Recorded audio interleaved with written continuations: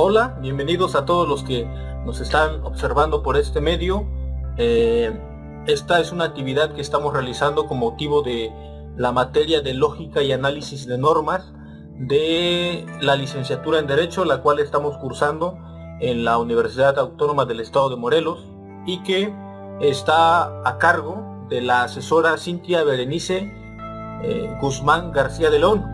En esta ocasión yo les voy a hablar de un tema muy importante, o de más bien de los conceptos o definiciones que encontramos en esta materia, y a su vez mis compañeros que también integran este equipo estarán abordando otros temas. Mis compañeros que estarán también acompañando en este video es el compañero Hugo Lejízano Escobar, la compañera María de la Luz Jiménez Sandoval y la compañera María Luisa Martínez Baena. Todos ellos, como he mencionado anteriormente, alumnos de la licenciatura en Derecho. Bueno, empecemos con este apartado, que es tratar un poco de las definiciones en este campo de la lógica y el mundo del derecho.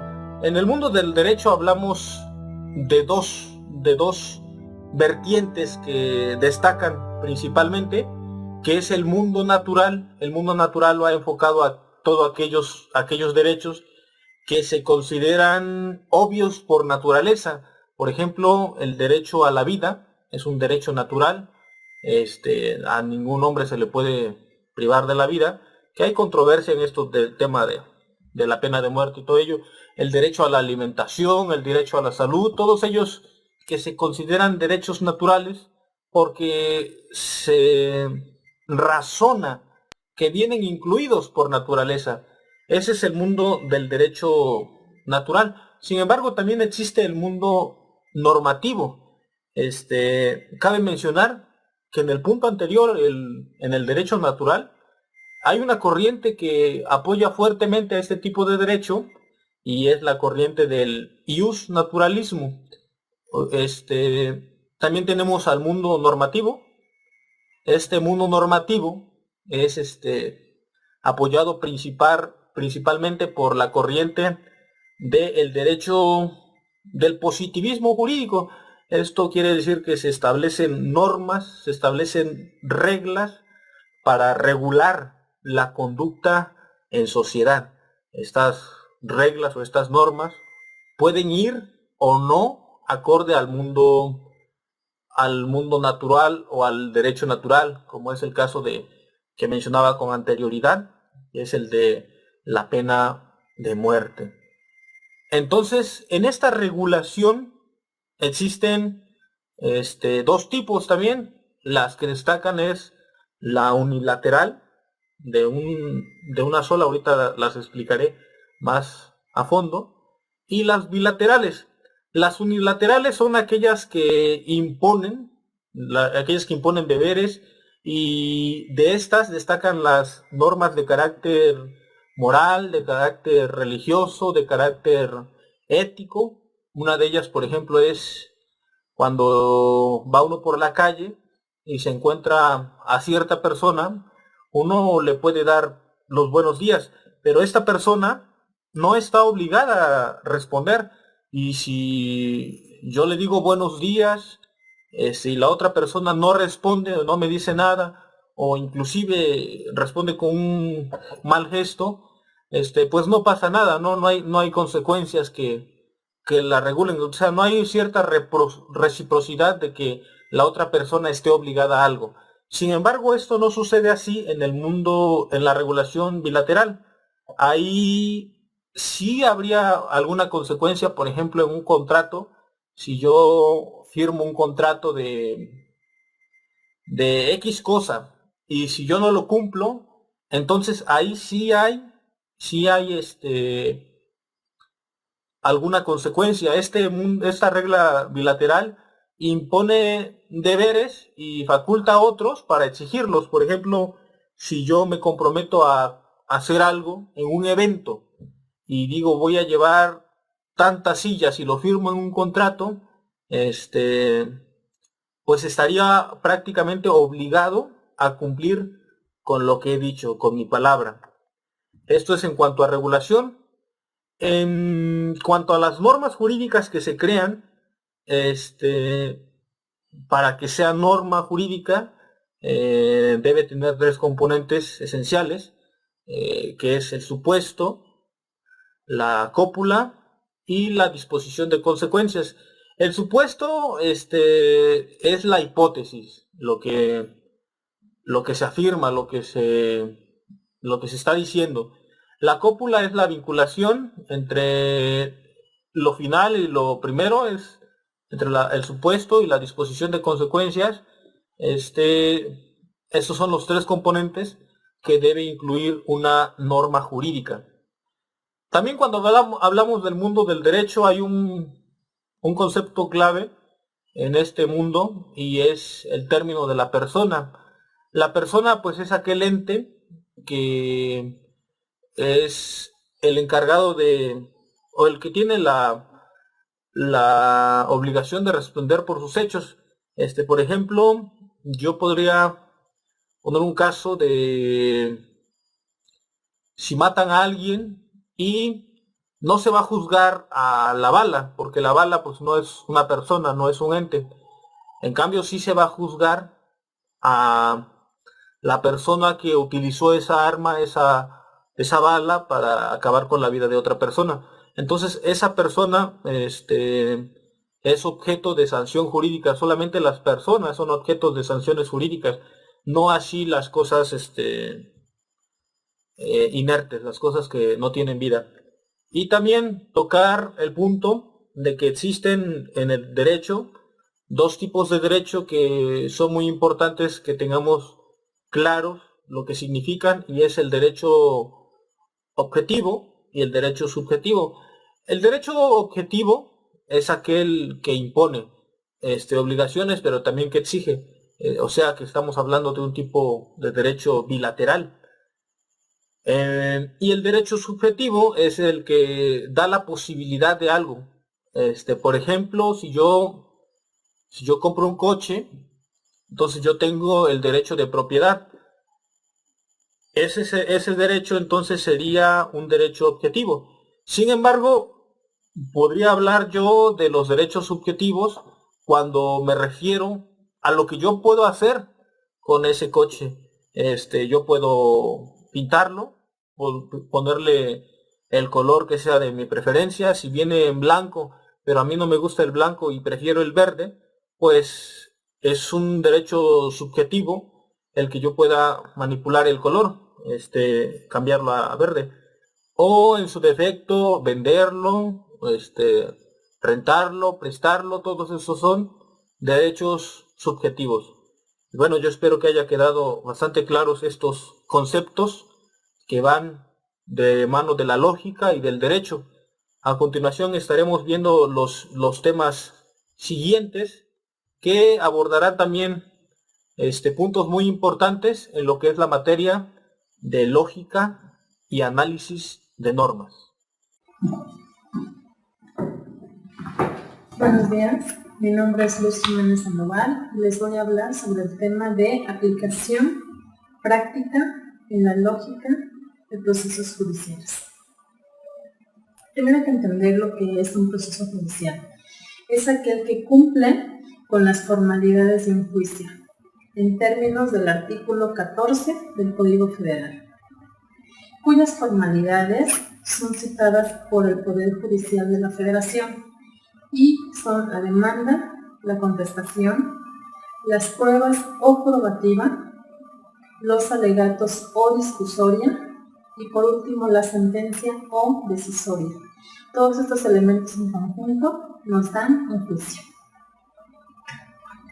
Teniendo una estructura de la sentencia, se consideró que ésta constituía un silogismo, en donde una premisa mayor, que conocemos que son las normas jurídicas, llámese Código Federal, Código Civil, la Ley del Trabajo, la misma Constitución, y una premisa menor, que son los hechos presentados por las partes, y finalmente una conclusión, que es el órgano jurisdiccional que dicta la sentencia.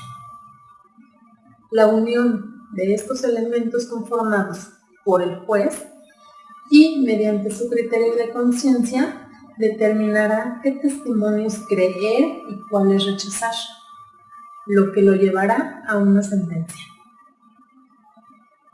La teoría lógica maneja unos mecanismos probatorios, que son los siguientes: admisibilidad, formación, valoración, alcance demostrativo de la prueba. El primero se refiere a que se analizan las pruebas ofrecidas por las partes y si son admitidas, se verifica que se cumplan las reglas presentadas.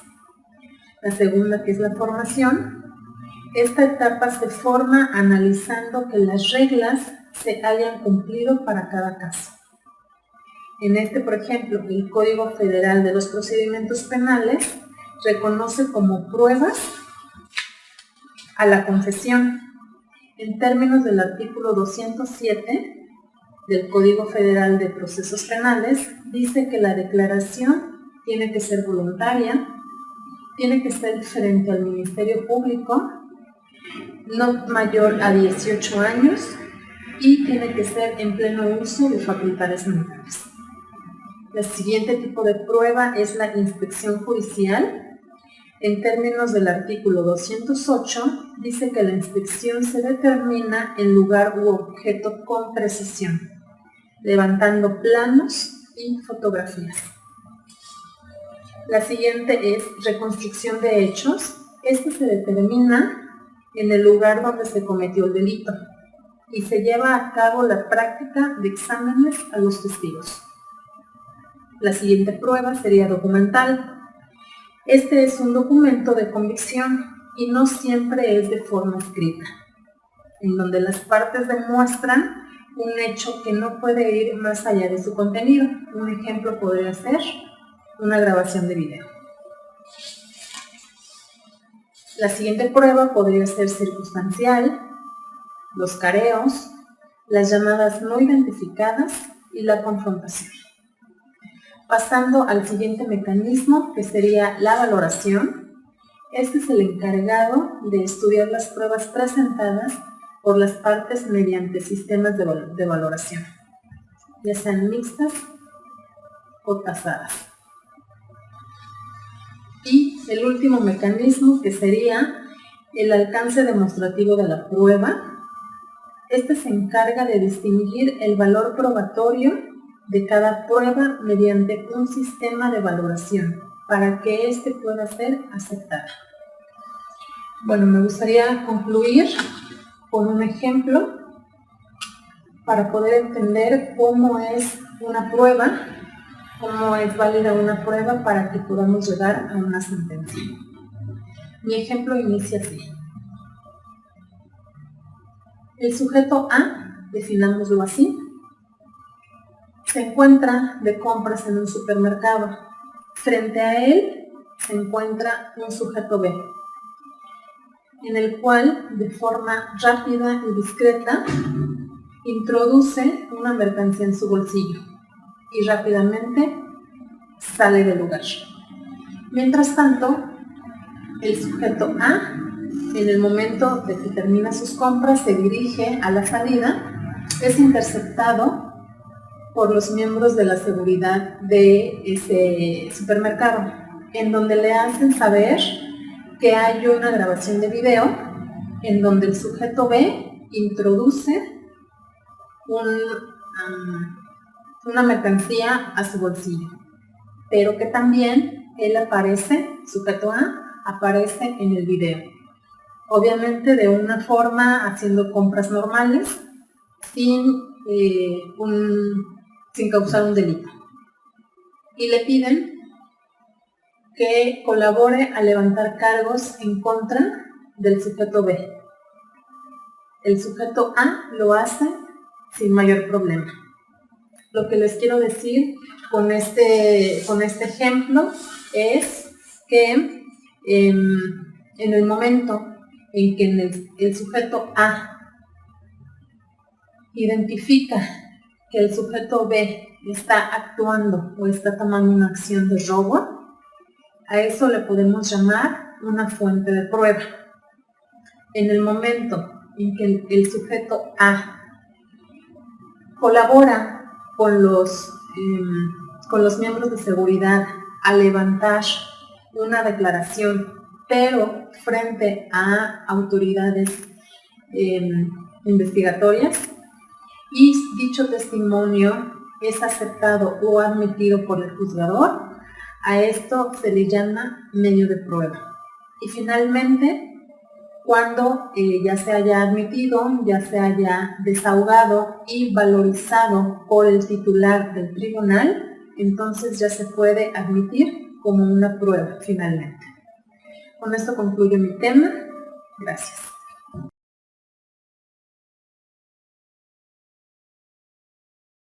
Buenos días. Este es el capítulo 3, la aplicación de la lógica a la técnica legislativa. Comencemos definiendo los conceptos de lógica y técnica legislativa. El primero se refiere a la ciencia encargada de estudiar el razonamiento humano con relación a su validez o invalidez, mientras el segundo se refiere al conjunto de procedimientos cuyo objetivo es la creación de normas jurídicas. Luego entonces, podemos decir que la aplicación de la lógica a la técnica legislativa permite construir preposiciones legislativas factibles de convertirse en normas jurídicas. Tal aplicación tiene dos tipos de alcance. El formal, que se refiere a que toda norma jurídica debe estar constituida por tres elementos: un supuesto, un moderador y una conclusión. Y el alcance material, que se refiere a la eficacia de los ordenamientos jurídicos. Por otro lado, el proceso legislativo se ve intervenido por diversos tipos de racionalidad, entre ellos la racionalidad comunicativa o lingüística, que se refiere a la capacidad del legislador de transmitir el mensaje de la norma jurídica al destinatario de una forma clara. Otro tipo de racionalidad que interviene es la jurídico-formal, que consiste en la capacidad del legislador de insertar la nueva ley en el sistema jurídico de una manera armoniosa. Por tanto, podemos concluir que el legislador debe crear normas jurídicas claras y precisas, a fin de que los órganos encargados de la impartición de justicia en sus decisiones judiciales eviten al máximo la confusión y la arbitrariedad. Muchas gracias.